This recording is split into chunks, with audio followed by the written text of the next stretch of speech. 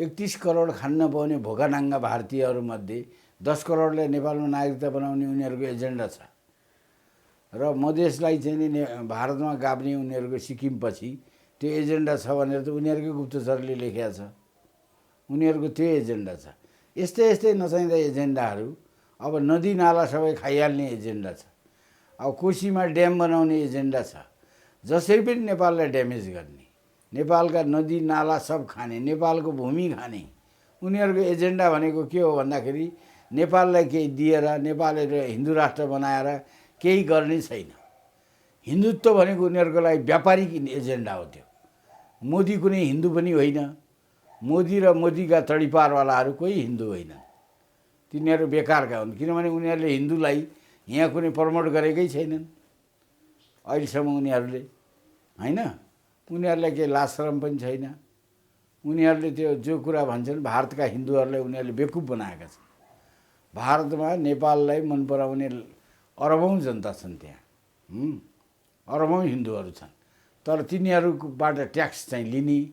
तर मोदीको काम के छ भने दक्षिण एसियाका सारा गाई काटेर युरोप अमेरिकामा व्यापार गरेर पैसा खाने। मोदी भनेको त्यस्तो खराब मान्छे हो। हिन्दूको नाममा गाई काटेर खाने मोदीले एउटा गाई मात्रै हिन्दू हो भने त त्यो गाई काट्न बन्द गर्नु पर्यो नि। त्यो चोथाइयाले यहाँ किन आएको छ? त्यो आफ्नै देशमा गाई काट्न बन्द गरोस् न, त्यो हिन्दू हो भने। हिन्दुत्वको एजेन्डा लिएर चुनाव लड्ने अनि अहिले हिन्दूका लागि भारतमा केही गरेका छन् तिनीहरूले, ती सब ठगुन् भन्ने कुरो देखियो नि। तर भारतीय विस्तारवादीहरूको कुकर्मको कुनै सीमा छैन। नेपालको भूमिमाथि सडक बनाउने, नेपालको भूमि कब्जा गरेर बस्ने, नेपालको संसदले सबै राजनीतिक दलले मिलेर, जबकि त्यो नेपालको अभिन्न भूभाग हो भनेर संसदबाट पारित गरिसकेपछि त्यो इन्डियनहरूलाई लाजै छैन। तिनीहरू भनेका राजनीतिक रूपमा होइन कि औपनिवेशिक मानसिकताका र आक्रमणकारी मानसिकताका, साम्राज्यवादी मानसिकताका, ती हिजो अङ्ग्रेजका दास भएको हुनाले अहिले पनि अरूलाई दास बनाउने बाहेक तिनीहरूलाई केही आउँदैन। शेरबहादुरलाई चाहिँ नि अमेरिकनहरूले ल्याएको हो भने अहिले एमसिसी आउँदैन। शेरबहादुरले एकचोटि चुनाव जिताएर मात्रै एमसिसी ल्याउँछन्। 2/3 काङ्ग्रेसलाई पुर्याएर अनि एमसिसी ल्याउँछ, अनि एजेन्डा आउँछ एमसिसी। त्योभन्दा अगाडि संसदमा त्यो आउँदैन। अमेरिकनले आफ्नो मान्छेलाई पनि त स्थापित गर्नु पर्यो नि। हो, त्यसैले यो कुरो यस्तो छ। अमेरिकनहरूले शेरबहादुरलाई एकचोटि चुनावमा 2/3 जितायो भने त्यसपछि मात्रै एजेन्डा आउँछ, अहिले आउँदैन एजेन्डा। समाजको आवाज.com वरिष्ठ पत्रकार तथा राजनीति विश्लेषक प्रेम कैदी सरलाई हाम्रो च्यानलहरूमा स्वागत छ। धन्यवाद। जय गोरा। अब सबैभन्दा सुरुवातमा मोदीका दूत होइन विजय चौथाइवाले अहिले नेपाल भ्रमणमा छन् होइन, के कारण छ यो भ्रमण? होइन, विजय चौथाइवाले आउने भनेको पहिलोचोटि अस्ति नै आउँदाखेरि चाहिँ नेकपालाई तहस नहस गरेँ भनेर उसले धाक लडायो दिल्ली गएर। अहिले फेरि आयो भनेपछि अहिले त इन्डियनहरूको बेइज्जत हो। इन्डियन गुप्तचरहरूले, इन्डियन सेनाध्यक्षले आएर केपी ओलीलाई ढाडस दिएर नचाहिने काम गराएर लास्टमा चाहिँ नि आखिर नेपाली जनता, नेपालको संसद, नेपालको चाहिँ नि अदालत सबैले मिलेर अब त्यो इन्डियनहरूको राजनीतिलाई अथवा विजय चौथाइवालेहरूको षड्यन्त्रलाई भण्डाफोर गरियो। यहाँ नेपालमा भण्डाफोर भयो। त्यसैले गर्दाखेरि फेरि च्याखे थाप्न र यहाँ केही कुराहरू गराउन, जस्तो यिनीहरूले अहिले के चाहेको छ भने केपी ओली मार्फत उनीहरूले अगाडि राखेका थिए नि, एउटा एजेन्डा उनीहरूले राखेको नागरिकताको हो। दोस्रो, अब यिनीहरूको अहिले चाहिँ नि कालापानीमा अथवा महाकालीमा एउटा मान्छे मारे नि एसएसबीले, त्यो मान्छे नेपाली तरिराखेको मान्छेलाई त्यसरी लडा काटेर यसले हत्या गरेर एक प्रकारको अर्धसैनिक बलको हमलाले गर्दाखेरि नेपाल र भारतको बिचमा युद्धको स्थिति देखा पर्यो। त्यो स्थितिमा अब केही दबाब दिएर अथवा केही फकाएर के गरेर हुन्छ, अलिकति केही परिवर्तन ल्याउने भन्ने होला। तर भारतीय विस्तारवादीहरूको कुकर्मको कुनै सीमा छैन। नेपालको भूमिमाथि सडक बनाउने, नेपालको भूमि कब्जा गरेर बस्ने, नेपालको संसदले सबै राजनीतिक दलले मिलेर जबकि त्यो नेपालको अभिन्न भूभाग हो भनेर संसदबाट पारित गरिसकेपछि त्यो इन्डियनहरूलाई लाजै छैन। तिनीहरू भनेका राजनीतिक रूपमा होइन कि औपनिवेशिक मानसिकताका र आक्रमणकारी मानसिकताका, साम्राज्यवादी मानसिकताका, ती हिजो अङ्ग्रेजका दास भएको हुनाले अहिले पनि अरूलाई दास बनाउने बाहेक तिनीहरूलाई केही आउँदैन। त्यही दास मानसिकताको मोदीले यहाँ केही प्रपञ्च गर्न र नेपालको विरुद्ध नेपालको राजनीतिमा इन्डियाको स्थान, इन्डियनहरू त जताततै लात खाए, पाकिस्तानले लात हानेको छ, चाइनाले लात हानेको छ, श्रीलङ्काले लात हानेको छ, म्यानमारले लात हानेको छ, बङ्गलादेशले लात हानेको छ। अब यिनीहरूले के छ त भन्दाखेरि अब यो भुटान नेपाल जस्तो देशमा यिनीहरूले चाहिँ आफ्नो कुकर्म गरेर नाक फुलाउँछन् यिनीहरूले। र यिनीहरूको त अब अफगानिस्तानबाट पनि इन्डियाको घोर बेइज्जत भयो होइन। अहिले यिनीहरू आतङ्कित छन् अब काश्मीर जाने भयो भनेर। अब यिनीहरूको अहिले हालत खराब छ। अनि त्यसो हुनाले चोथाइवाले चाहिँ यहाँ आएको छ अब उताको बेइज्जतीलाई ढाकछोप गर्नु। अब जस्तो अफगानिस्तानको तालिबानसँगको सम्बन्ध बिग्रिएपछि नेपालसँग सम्बन्ध गाढा बनाउनको त्यो आवश्यकता भारतलाई के छ त्यसमा? होइन, त्यस्तो कुनै आवश्यकता, उनीहरू सम्बन्ध बनाउनै चाहन्नन्। उनीहरू त षड्यन्त्रकारीहरू, उनीहरू त औपनिवेशिक मानसिकता बाहेक अरू कुनै मानसिकतै छैन इन्डियनहरू। जस्तो तालिबानसँग कश्मीरको सम्बन्ध के हुन्छ? तालिबानसँग कश्मीरको सम्बन्ध छ। उनीहरूले जसरी अफगानिस्तानमा उनीहरूले एउटा इस्लामिक स्टेट अफगानिस्तानलाई बनाउनका लागि उनीहरू लडिरहेका छन्, कश्मीरलाई पनि र पुरै भारतलाई, दक्षिण एसियालाई नै उनीहरूले चाहिँ यो इस्लामिक स्टेट बनाउनलाई उनीहरूको चाहिँ नि ठुलो त्यो प्रपञ्चमा चाहिँ नि तालिबानीहरू लागेका छन्। अब जस्तो यो विजय चौथाइवाले जो विदेश विभाग प्रमुख हुनुहुन्छ होइन, जति पनि भारतीय दूतहरू नेपालमा आउँदाखेरि चाहिँ नेपाल सशङ्कित हुनुपर्ने अवस्थाहरू सिर्जना भइरहेका छन्। योभन्दा पछिल्ला घटनाहरूले पनि प्रमाणित गरे होइन। यो विजय चौथाइवालेको जो भ्रमण छ अहिले, योसँग के सङ्केत, त्यस्तो सङ्केत के पाउनु भएको छ?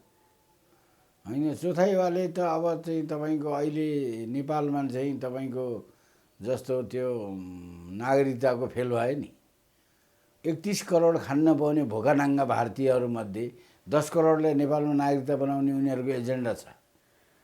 र मधेसलाई चाहिँ नि भारतमा गाप्ने उनीहरूको सिक्किमपछि त्यो एजेन्डा छ भनेर त उनीहरूकै गुप्तचरले लेखेको छ। उनीहरूको त्यो एजेन्डा छ। यस्तै नचाहिँदा एजेन्डाहरू, अब नदी नाला सबै खाइहाल्ने एजेन्डा छ। अब कोसीमा ड्याम बनाउने एजेन्डा छ। जसरी पनि नेपाललाई ड्यामेज गर्ने, नेपालका नदी नाला सब खाने, नेपालको भूमि खाने, उनीहरूको एजेन्डा भनेको के हो भन्दाखेरि नेपाललाई केही दिएर नेपालले हिन्दू राष्ट्र बनाएर केही गर्ने छैन। हिन्दुत्व भनेको उनीहरूको लागि व्यापारिक एजेन्डा हो। त्यो मोदी कुनै हिन्दू पनि होइन। मोदी र मोदीका तडीपारवालाहरू कोही हिन्दू होइनन्। तिनीहरू बेकारका हुन्, किनभने उनीहरूले हिन्दूलाई यहाँ कुनै प्रमोट गरेकै छैनन् अहिलेसम्म उनीहरूले होइन। उनीहरूलाई केही लाज शरम पनि छैन। उनीहरूले त्यो जो कुरा भन्छन् भारतका हिन्दूहरूलाई उनीहरूले बेकुफ बनाएका छन्। भारतमा नेपाललाई मन पराउने अरबौँ जनता छन्, त्यहाँ अरबौँ हिन्दूहरू छन्। तर तिनीहरूबाट ट्याक्स चाहिँ लिने। तर मोदीको काम के छ भने दक्षिण एसियाका सारा गाई काटेर युरोप अमेरिकामा व्यापार गरेर पैसा खाने। मोदी भनेको त्यस्तो खराब मान्छे हो। हिन्दूको नाममा गाई काटेर खाने मोदीले एउटा गाई मात्रै हिन्दू हो भने त त्यो गाई काट्न बन्द गर्नु पऱ्यो नि। त्यो चौथाइवाले यहाँ किन आएको छ? त्यो आफ्नै देशमा गाई काट्न बन्द गरोस् न, त्यो हिन्दू हो भने। हिन्दुत्वको एजेन्डा लिएर चुनाव लड्ने, अनि अहिले हिन्दूका लागि भारतमा केही गरेका छन् तिनीहरूले। ती सब ठग हुन् भन्ने कुरो देखियो नि। चौथाइवाले पनि ठग, औपनिवेशिक मानसिकताको, यहाँ चाहिँ केही न केही भारतीय विस्तारवादी स्वार्थको लागि आएको हो भन्ने कुरो त्यो प्रष्ट हुन्छ। जस्तो यही स्वार्थहरूको कुरा मैले उठाएँ, विशेष गरेर नागरिकताको कुरा त तपाईँले उठाइहाल्नु भयो होइन। कालापानीको विषयमा जो विवाद छ होइन, भारतले अब त्यसलाई एक्सेप्ट गरिरहेको स्थिति छैन होइन।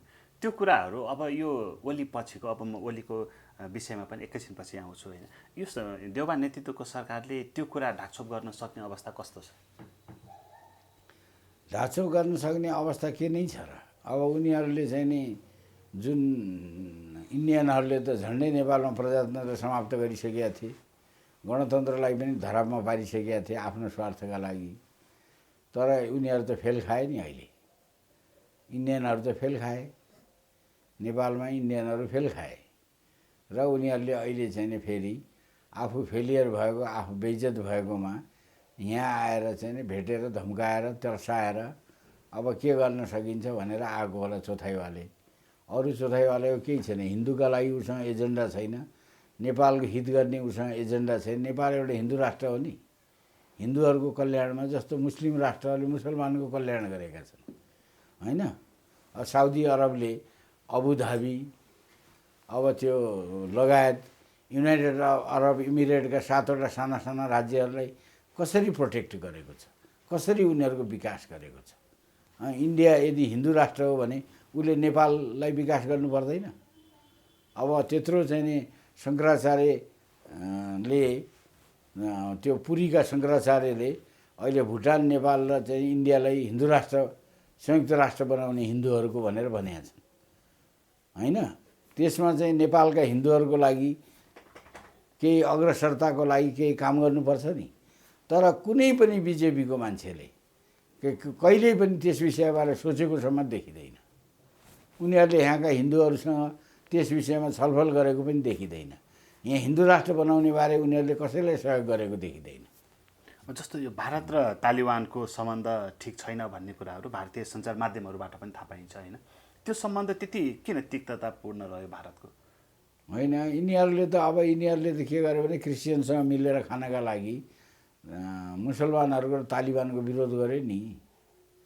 यिनीहरूले गर्यो र यिनीहरूलाई फेरि गर्यो किन भन्दाखेरि कश्मीरमा जुन एउटा र भारतका विभिन्न प्रान्तमा जुन मुजाहिद्दिनहरूले चाहिँ विभिन्न आन्दोलन गरिरहेका छन् नि, र खास गरी बिजेपीको विरुद्धका आन्दोलनहरूमा र अनि विभिन्न प्रकारका उनीहरूका चाहिँ नि मुसलमानहरूका चाहिँ आन्दोलनहरू छन्।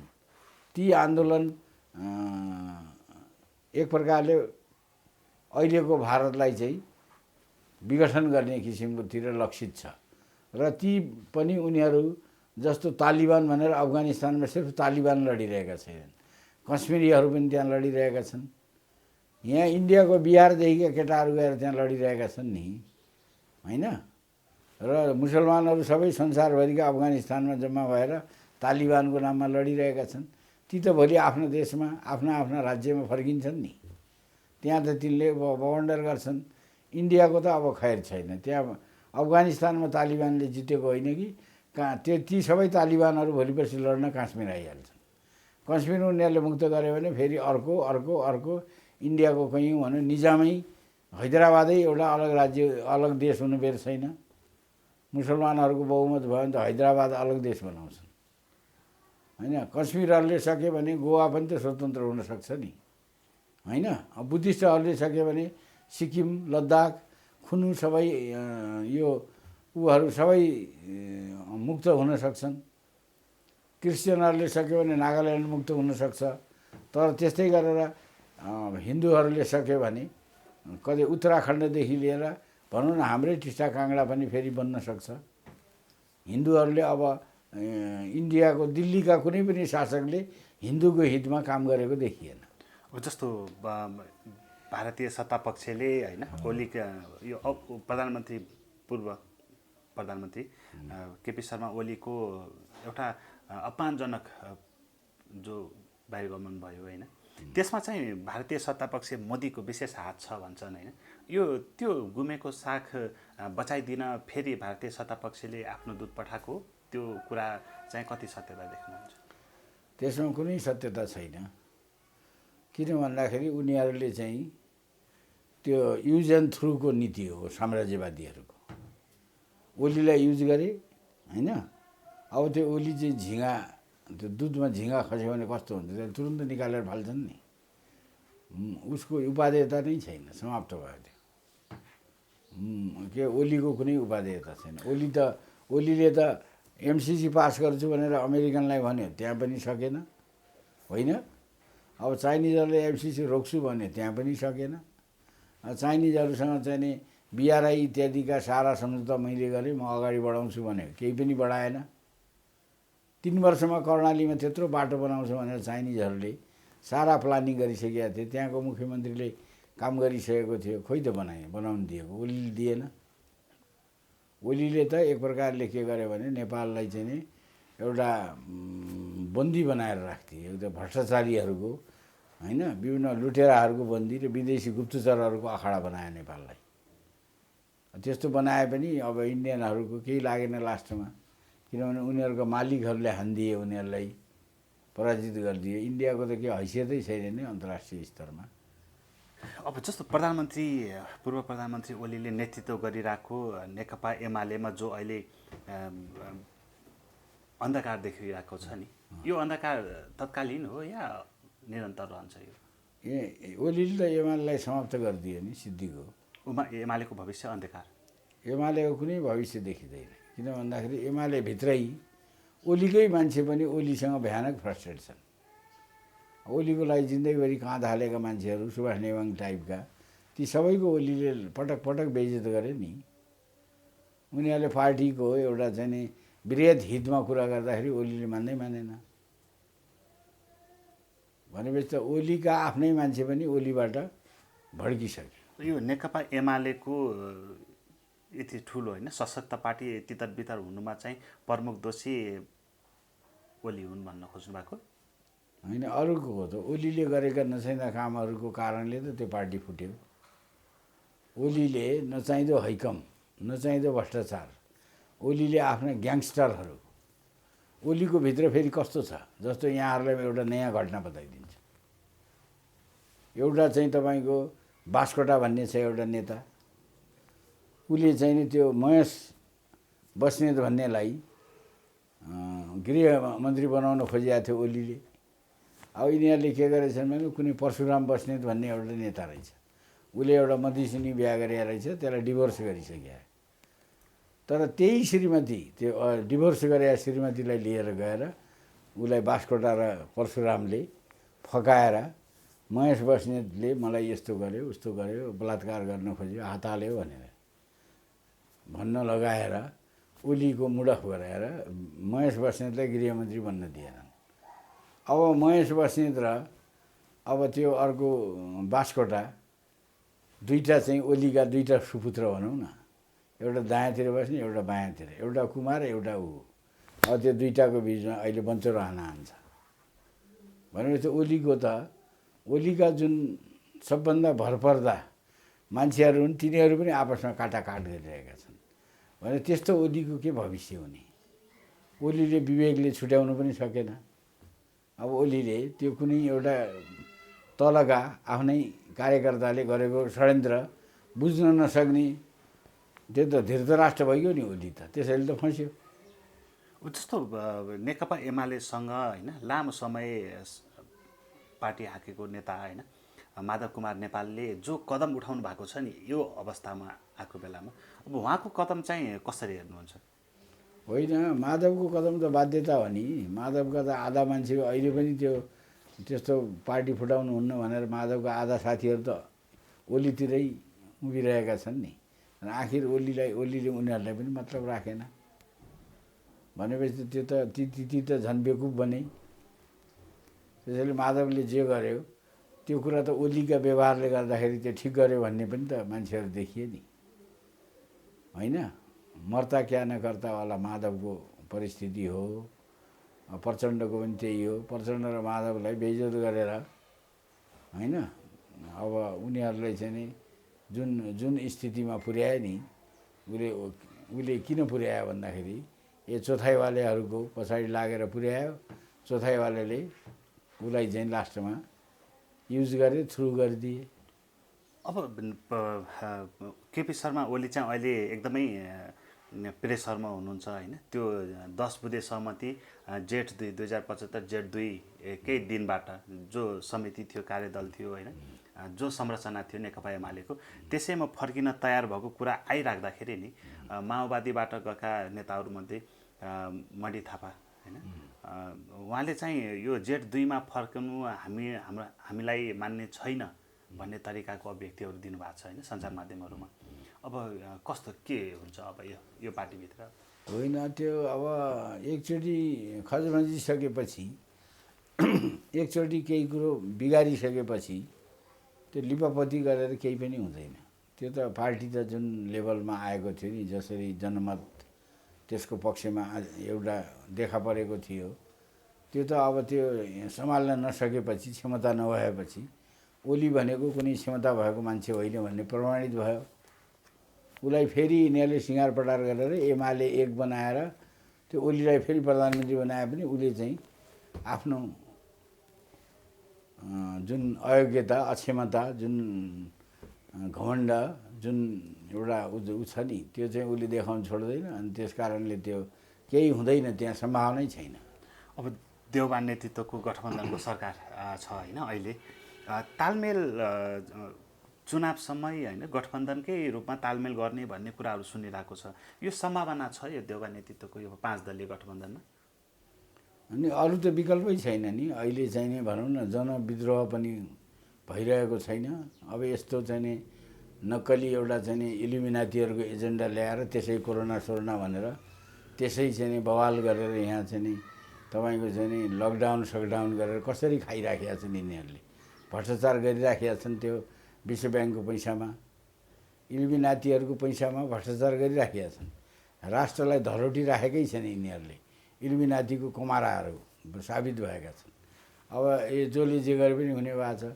हिजो केपी ओलीले हँसुर्यो के अरे त्यो भ्याक्सिनको कमिसन खायो। अहिले यी सब भ्याक्सिनका कमाराहरू, कमिसनका कमाराहरू, यी कमिसन खानेमा मात्रै हुन् यिनीहरू। यिनीहरूको अरू केही राजनीति नै छैन। देशलाई त यिनीहरूले ध्वस्त, भ्रष्ट, पतित, खतम पारिसके। त्यसैले गर्दा यसको विकल्पमा जनता उठ्दैन भने यो देशको दुर्गति सिवाय के हुन्छ? यो गठबन्धनलाई चुनावसम्म पुगाउने कुरा जो सुनिएको छ नि, यो चुनावसम्म जाने गठबन्धन हो कि गठबन्धन गरेर ओलीलाई हराउनको लागि गठबन्धन गर्न जरुरी छैन? कस्तो रूपमा हेर्नुहुन्छ? होइन, यसको पनि कुनै खास भविष्य छैन। किनभने देशको समस्या, देशको भनौँ न जनता, जुन देशमा चाहिँ तपाईँको 3500 4000ले आत्महत्या गरिसके, हजारौँ लाखौँ मान्छेहरू आत्महत्या गर्नेवाला छन्, उद्योग धन्दा व्यवसाय केही पनि छैन, सम्पूर्ण देश तहस नहस अवस्थामा पुगिसक्यो। अब चाहिँ कोरोनाले चाहिँ मर्यो भन्छ हस्पिटलमा, जथाभावी मान्छेको पैसा पनि लुटिदिएका छन्, मान्छे मारिदिएका छन्। त्यो को हो जिम्मेदार? केही थाहै छैन। जनताले कसैलाई सोध्दैन। सबभन्दा गयो गुज्रेको हैसियतै नभएको त नेपाली जनता हो नि। राष्ट्रघात भइरहेको छ। उहाँ चाहिँ नि भारतीय विस्तारवादी सेनाले आएर चाहिँ मान्छे चाहिँ नि नदी तरिरहेको बेला लडा काटेर मान्छे मर्यो। यहाँ सडकमा कोही निस्के? तपाईँको यहाँ युवाहरू निस्के? 2-4वटा विद्यार्थी सङ्गठन सानोतिनो जुलुस निकाले। त्योभन्दा पर त केही भएन। यसले गर्दाखेरि के देखियो भन्दाखेरि तपाईँको चाहिँ नि यो देशमा त्यो जीवित कोही छैन, सब मरेका छन्। अब जस्तो यो गठबन्धनकै सरकारको कुरा गरौँ होइन, यो सरकारले एमसिसी पास गर्नको लागि यो सरकार गठबन्धन भएको भनेर पनि यताकता सुनिन्छ होइन, त्यो कुरामा कति सत्यता छ? अथवा यो गठबन्धनले चाहिँ यो एमसिसीलाई कहाँ पुर्याउँछ? होइन, यदि उनीहरूले शेरबहादुरलाई चाहिँ नि अमेरिकनहरूले ल्याएको हो भने अहिले एमसिसी आउँदैन। शेरबहादुरले एकचोटि चुनाव जिताएर मात्रै एमसिसी ल्याउँछन्। 2/3 काङ्ग्रेसलाई पुर्याएर अनि एमसिसी ल्याउँछ, अनि एजेन्डा आउँछ एमसिसी। त्योभन्दा अगाडि संसदमा त्यो आउँदैन। अमेरिकनले आफ्नो मान्छेलाई पनि त स्थापित गर्नु पर्यो नि। हो, त्यसैले यो कुरो यस्तो छ, अमेरिकनहरूले शेरबहादुरलाई एकचोटि चुनावमा 2/3 जितायो भने त्यसपछि मात्रै एजेन्डा आउँछ। अहिले आउँदैन एजेन्डा। यो आउने चुनावमा चाहिँ होइन नेपाली काङ्ग्रेसको चाहिँ 2/3 आउँछ भन्न खोज्नु भएको हो? होइन, अरू त कसको आउने भयो? कम्युनिस्ट पार्टी एउटा बनिएको थियो, त्यो केपी ओलीले टुक्रा टुक्रा पारिदियो इन्डियनहरूको पछाडि लागेर। अब चाइनिजहरूले कसैलाई सहयोग गरेकै छैन। चाइना भनेको देश आफ्नो स्वार्थमा मात्रै लिप्त छ, त्यसले कसैलाई सहयोग पनि गर्दैन। तिनीहरू त अर्काले बनाएको सत्ताको लागि अलिअलि खर्च दिएर आफ्नो काम गराउँछन्। चाइनिजहरूको कुनै राजनीति नै छैन भनेपछि त यहाँ कसले गर्ने? यहाँ त इन्डियन अथवा अमेरिकन अथवा यस्तै पश्चिमा साम्राज्यवादीहरूको आशीर्वाद जसले पाए त्यही शक्ति अगाडि आउने त हो, अरू त शक्ति आउने त कुरै छैन यहाँ। अब यो देशको भविष्यको रूपमा चाहिँ कसरी हेर्नुहुन्छ त? भविष्य त अब भगवान् श्री पशुपतिनाथको कृपा बाहेक अरू केही पनि छैन। हस्, तपाईँको महत्त्वपूर्ण समय र विचारको लागि प्रेम कैदी सरलाई धेरै धेरै धन्यवाद। जय गोरख। समाजको आवाज.com